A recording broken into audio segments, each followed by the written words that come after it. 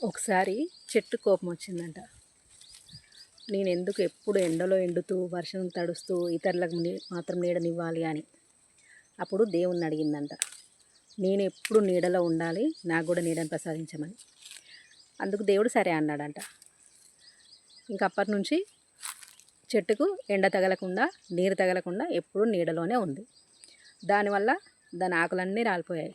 ఎందుకంటే చెట్టుకి సూర్యరశ్మి తగిలితేనే దాని ఆకులలో ఫోటోసింథసిస్ జరిగి ఆకులు అనేవి రాలిపోకుండా పచ్చగా ఉంటాయి. కానీ అలా జరగకపోవడం వల్ల ఎప్పుడు నీడలో ఉండడం వల్ల చెట్టు ఆకులు రాలిపోయి వేర్లు నీరు తగలకపోవడం వల్ల వేర్లు ఎండిపోయి చెట్టు మొత్తం ఎండిపోయింది. సో మనం కూడా అలాగే ఎప్పుడు నీడలోనే బ్రతకాలనుకుంటాం. ఎప్పుడు దేవుణ్ణి మా కష్టాలు రాకుండా చూడమని వేడుకుంటూ ఉంటాం.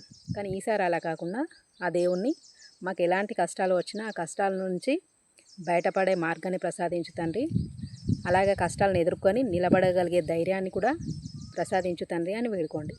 ఓకేనా? చిన్న కథ నచ్చిందా? నచ్చితే లైక్ చేయండి.